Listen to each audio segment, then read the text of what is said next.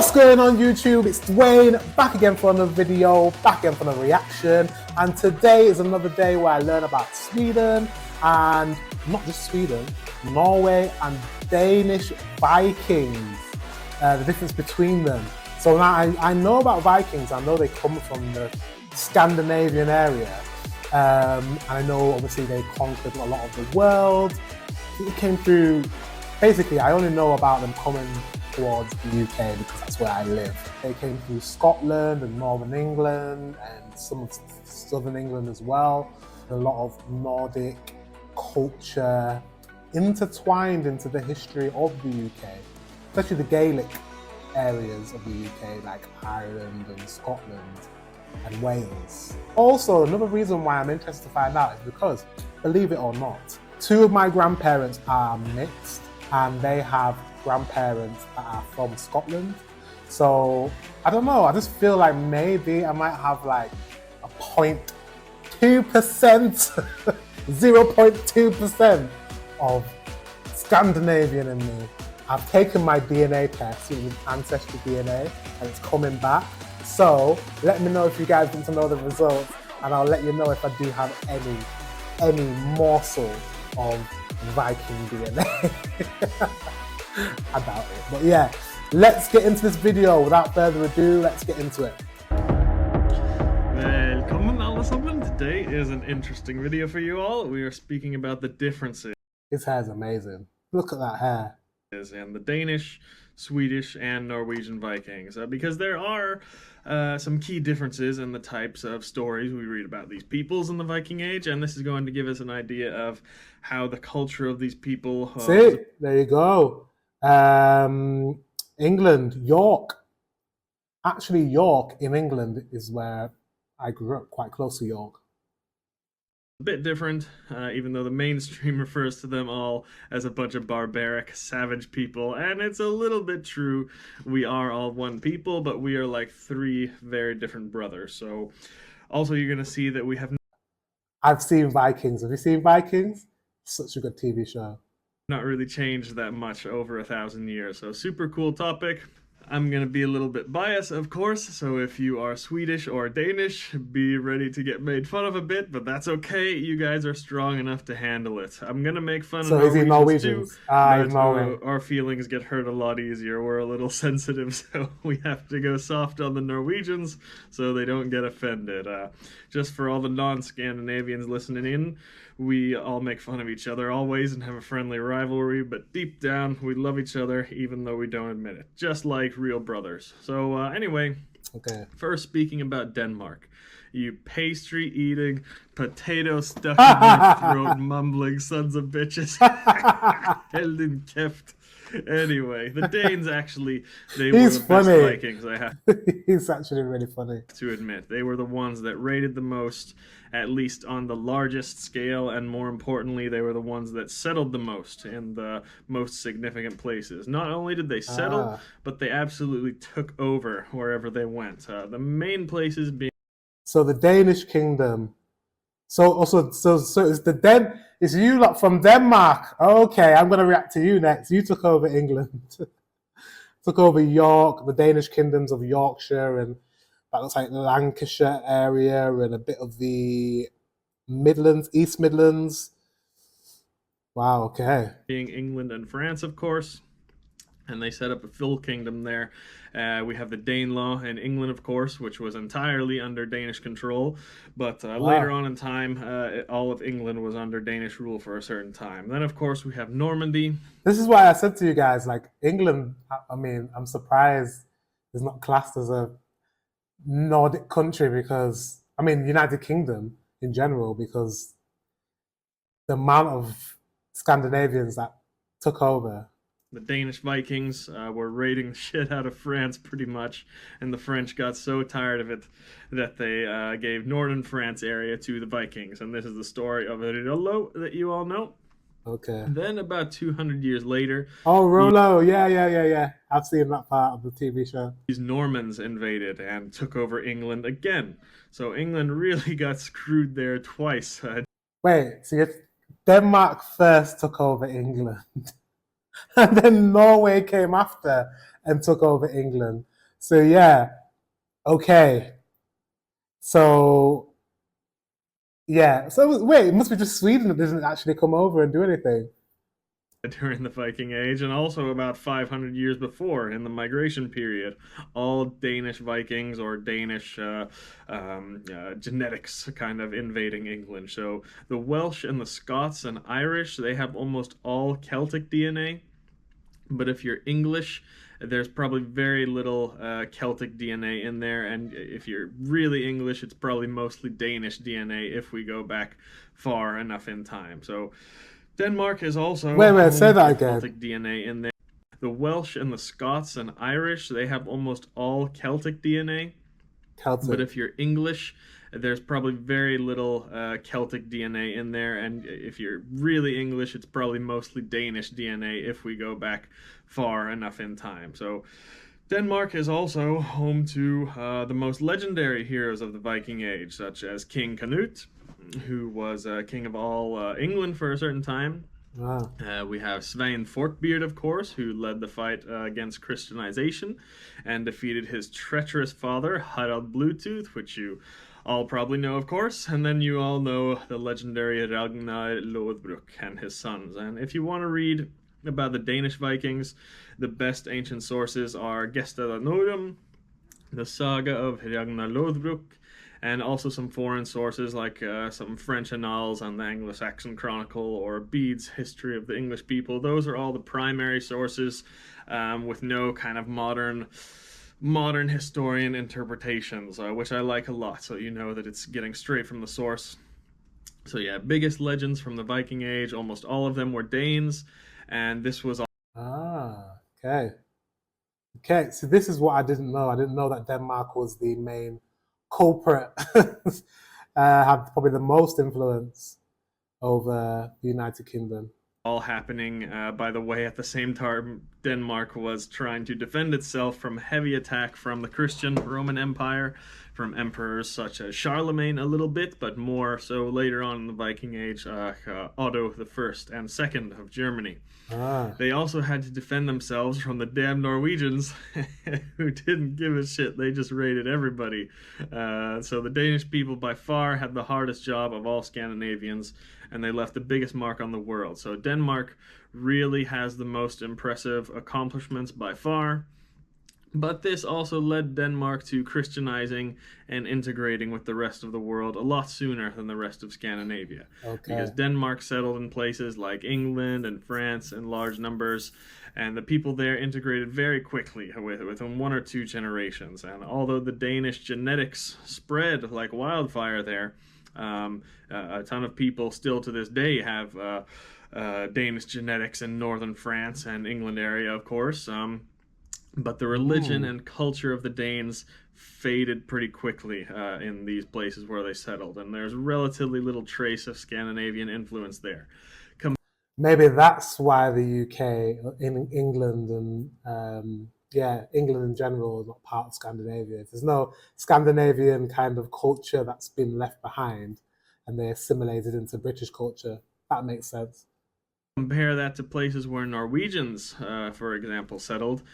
Scotland, Isle of Man, Iceland, Faroe Islands. These places, the Norse religion and culture lasted for much longer, and you even see traces of this today there, still 1,000 years later. So, of course, the picture the Danes as the oldest and strongest and most responsible brother out of the 3 Viking countries, and he's just trying to get his 2 younger brothers, Norway and Sweden, to get with the times. Denmark would be the rich, successful older brother saying, please, would you little bastards just grow up and get your lives together? Come on. The rest of the world is Christian, has civilization, order, and peace, and their societies are held together. And you guys just want to keep getting drunk and fighting out in the woods. Come on. Please, you guys are embarrassing me in front of... So if Norway has the most influence culturally and genetically in Scotland and Ireland and Wales, then if my great grandparents are Scottish, that means I should have a little bit, 0.1% of Norwegian DNA. One of my friends. Never know. Anyway, Norway and Sweden were like, no, up yours, loser. Why would we want to be nerds like you? So that brings us to Norway, the problem child. Think of Norway in the Viking Age as the youngest brother that's just a little bastard and likes to cause trouble. So before the Viking Age, Norway was a very wild place that we don't know too much about. We read a lot of stories about Denmark and Sweden before the Viking Age, but Norway was not even really recognized as a common area yet. They knew the landmass was Norway, but it was not really unified under anything, really. It was many, many small tribes and kingdoms all fighting each other. We don't know exactly how many, but it's probably countless little small tribes separated by rough landscape and dense forests. Very diverse, very segregated. This is probably how we all lived before, the famous Germanic tribes. Living almost 1,000 years before the Viking Age in Roman times, but civilization and central rule came to these other areas like Germany, Denmark, and Sweden. But in Norway, at the start of the Viking Age, we were again just a bunch of wild bastards living in small tribes in the woods, probably closer to a hunter-gatherer society than an agricultural one. Based on some archaeological evidence, of course, we had farming, but to a much lesser degree than in Sweden and Denmark. Then that all came to an end in the Viking Age. First, it was our first king who came around to unify the country. This is Harald Fairhair that you all know, and this is really the most significant event in the history of Norway that has shaped us for 1,000 years to come, because there was a clear split. We were a wild and untamed people for thousands of years, and then a king comes in and puts everyone under unified rule. Now, it's important to say here, anyone who has read some of the sagas, Harald Fairhair was not that bad of a guy. He was only a bad guy to the people who didn't listen to him. If you kissed his ass and brought him gifts and offered to fight on his side, Harald was great to you. He would give you freedom, he would give you land, he would make sure you were all taken care of. But you're not going to get something for nothing, are you? If you stood up to King Harald in any way or disagreed with him on things, he would try to kill you if he could. Beheaded. But at the very least, he would make your life very miserable with laws and restrictions. And, especially if you kind of got into little quarrels with any of his friends. So Harald ruled, actually, a very long time, more than 70 years. That's almost half the Viking Age right there. And his sons were not much better than him after that, and they were all very oppressive too. So the result is anyone with any balls in the Viking Age left Norway, settled in Iceland, Scotland, Ireland, Greenland, and many other places. Anyone who really valued freedom in the Viking Age left Norway. This is exactly what's happening today in Norway too, but I'll get into that in a minute. Everyone's leaving. So, what else can we say about the Norwegian Vikings? These were explorers and raiders primarily. The Danes were the settlers and invaders. So they came in a lot larger forces, raided big places like Paris and York, things like that. They settled in much larger numbers. Norwegian Vikings, they were in smaller raiding parties, and they raided everywhere. They really didn't give a shit. They would raid in the next town over. They would raid their neighbors if they wanted to. And these raids by Norwegians and Icelanders, you're not going to read about in most of the mainstream history books and chronicles like you would about the larger Danish raids. But if you read some of the lesser known sagas, the Norwegians raided much, much more and really terrorized a lot more of the smaller villages and towns, even though a lot of these, they were non-violent altercations, a lot of them, and definitely not the pillage and rape and burn stories you hear in the mainstream. The best sources to read about the Norwegian Vikings is for sure any of the Icelandic sagas, and also most of the later sagas in Heimskringla about the Norwegian kings. But yeah, again, the Danes, they're the big, responsible older brother. Norwegians is the young, wild brother. The reasons for these raids are very complicated, and they're due for many, many different reasons that I will go into in another video. And the Scandinavians raided long, long before the Viking Age.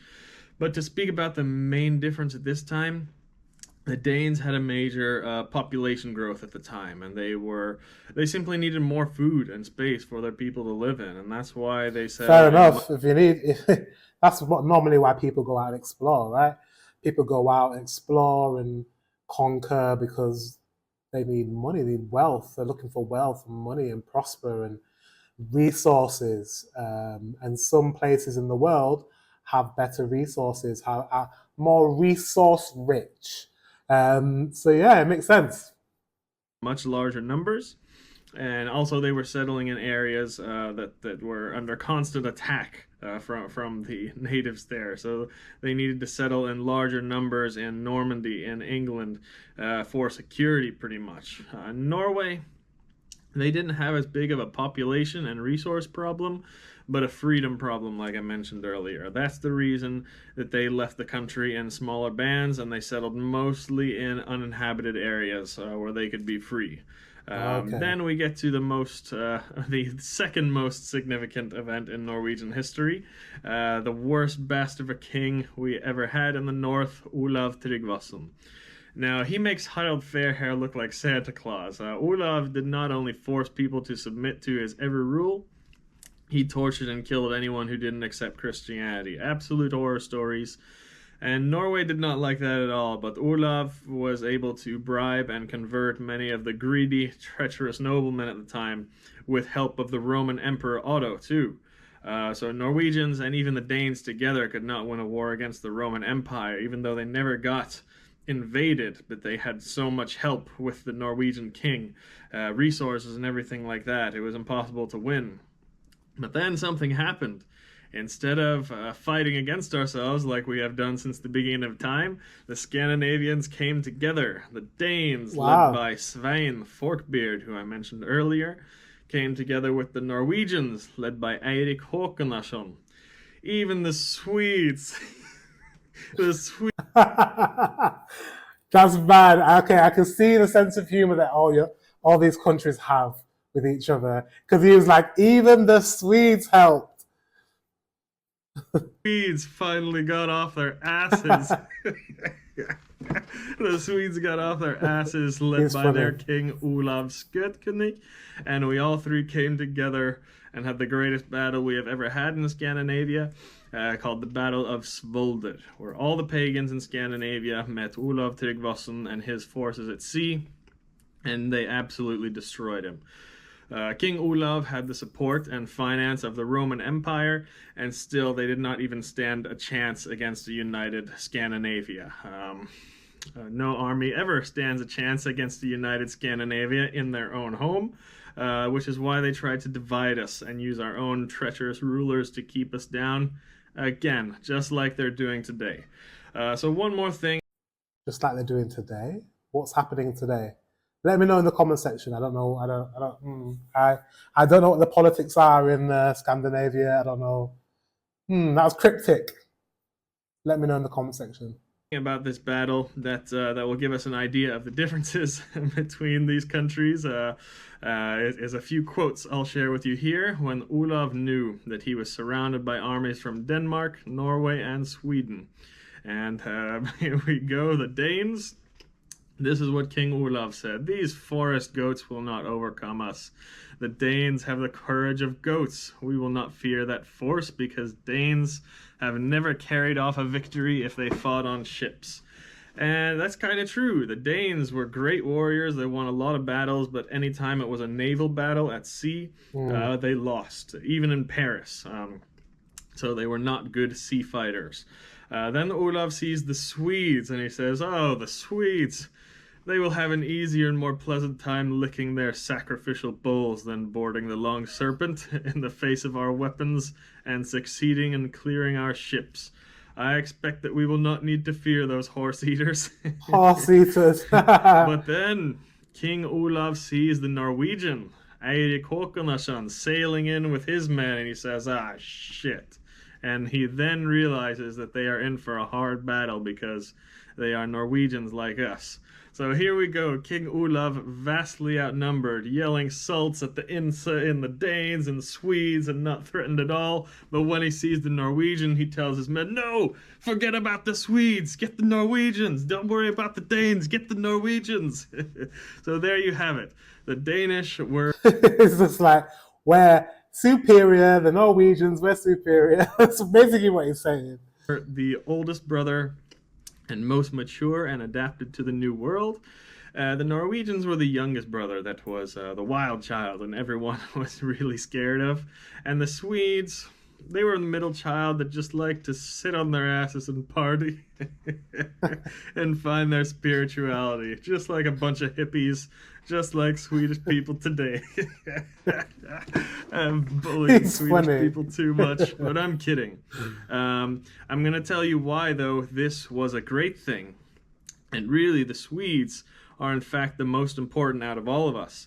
And it's because they played the most valuable role in the preservation of our religion and culture. So the Swedes in the Viking Age, we don't find much information about their deeds in the sources.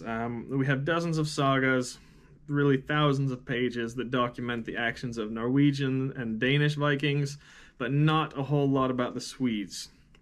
Of course, the Swedes did things. They weren't just sitting on their asses for 200 years.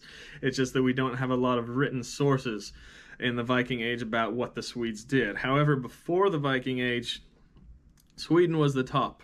Sweden was the top dog, really. Pretty much every major battle, event, hero, legend, it was in Sweden. There were some in Denmark, but mostly taking place in Sweden or with Swedish heroes. Also forget that during the migration period, the Swedes played the biggest role influencing all of Europe, pretty much. The Goths that migrated in massive numbers all the way through the East and Southern Europe, they were originally from Sweden. So the Swedes, really, you guys traveled east rather than west. So pre-Viking Age, south, the Swedes were number one southeast. in fighting, technology, society, everything. We have a few written sources that confirm this. Heimskringla and Beowulf are probably the two most famous ones, but also archaeological evidence. Sweden seems to be much more advanced than Denmark and far more advanced than Norway with weapons, agriculture, technology, all of those things. But Sweden kind of started to slow down in the Viking Age. From all the sagas and other chronicles, they seem to be a more peaceful, civilized, and religious people during this time. And also, they didn't really settle or explore in a lot of places like the Danes or Norwegians did. Of course, Swedish people explored and settled. We know that they went east and to Eastern Europe and settled. We just don't have many records of it. So yes, they seem to be largely peaceful people with more focus on spirituality than anything else. As I mentioned earlier, King Olav has said this as well, and a couple of other sources, such as Adam of Bremen with his description of Uppsala, and also Ibn Fadlan writing about the Rus Vikings, who were in the east, who we think were Swedish. So the Swedes were definitely the ones who kept the strongest tradition of pagan worship and practice, much more than the Norwegians and Danes. The Norwegians and Danes kind of let their native spirituality go, but Sweden definitely kept that tradition going strong. Also, in archaeology, we find clues about this. Most of these little statuettes and rune stones and graves that we're able to learn a lot from, they're found in... That is so cool, just the inscription on that rock. It's insane. In Sweden, also we find... Wow. It's like a little horse with hands. Horse standing on hands. Or a chicken. Or a dragon. I'm not too sure, but it's very pretty. Lots of evidence of travel and trade with the East in Sweden, such as this Buddha statue and the Reling statuette, which was probably inspired by Eastern spirituality. So it's very possible that the Swedes traveled to the East and brought some of this more Eastern type of spirituality home with them and kind of calmed down from all the fighting and raiding. But also, the fact that Sweden remained pagan quite a lot longer than Denmark and Norway. Even then, there is a lot of evidence that paganism continued a lot longer unofficially in Sweden than anywhere else. And this is the reason why I'm so happy the Swedes were like this in the Viking Age, because most of the existing sources and evidence that we have about pagan, like actual pagan practice, comes from Sweden. The myths and things like that come from Iceland, but everything we know about the actual practice of Sweden comes, practice of paganism comes from Sweden. And thanks to this, we have records of how we can practice accurately today. So from archaeological finds, burials, rune stones, written sources like Adam of Bremen and Ibn Fadlan, law codes, folk tales, these are all mostly from Sweden. And really also very important that we forget is the grimoires, or svarteböcker as they're called. These books document different magic practices and folk traditions. We find them starting in the 1500s, but most of these practices are much, much older and can be dated back to pagan times. So for us, the practice and religion of the Vikings, we honestly owe about 90% of our thanks to Sweden. The Danes and Norwegians were too busy fighting and settling to make a good and assimilating of their religious practice. But Swedes... It's basically, they're all really Scottish people, right? All the Norwegians. We're much more spiritual, and we find traces English of this names. evidence today that we can use to reconstruct our religion. So, my final thoughts on all of this.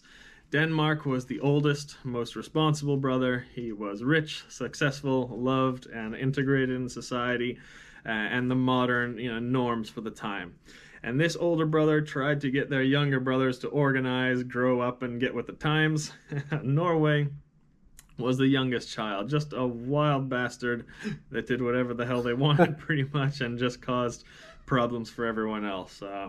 But Norway went through some rough times when the world was trying to tame them. Maybe when the brother was like 10 years old, he got sent to military school to get him to behave, and it kind of tamed him and it kind of calmed him down a bit. And this is what the unified kingdom in Norway did. They made Norway a little bit more structured and civilized.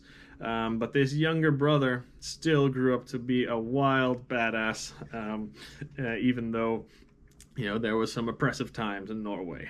Then we have Sweden. Sweden was the middle child. This was the brother that was really the best out of all three when he was younger. He was best in class, best in sports. Everybody loved him, and work, and he had the most friends, everything else. Just like Sweden was number one in everything before the Viking Age. But as Sweden, this middle brother, got older, he just kind of got tired of all that. He got tired of being the top dog, and he started searching for more meaning in life. This brother went traveling around the world to experience things and learn. Maybe he became a monk for a few years, don't know, but then he comes back home and he really tried to live a spiritual, peaceful life in comparison to the other two brothers. Him with all the hippies. He's really poking fun at Swedish people. But he was always there. But I think it's love. I think it's a sibling love. Looking out for his two brothers when they needed it, and Sweden was ready to fight when it was necessary. So that is kind of the main differences that pop out at us between the three countries in the Viking Age, but there are many, many more differences, but these are just what you will notice most of when you read the old sources. So all of those sources, again, are in the links below, and hope you enjoyed this video, and it gives you a bit of things to go on. So that's all for today. Vi ses nästa gång. Sweden. Oops, not that video, not me. That was really, really good. I learned a lot about the differences between the three countries. I had no clue. I didn't know that the three countries. I always thought all the Vikings came together from the different countries. I never thought you were separated in terms of the different timelines of when the Norwegians came to Britain and when the Danes came to Britain and when the Swedes didn't come to Britain and you guys went another way, or you just chilled in your country. I didn't know that. I thought you all I just thought you were all one landmass back in those days. I didn't know that those borders exist back in the Vikings time, but obviously they did. So yeah, that was really interesting. I'm going to explore Norway because that guy was really, really funny. Denmark, I need to explore. I'm going to continue exploring Sweden and Finland. And guys, he didn't say much about Finland. He didn't say much about Finland at all. Anyways, guys, until the next one, I will see you guys later.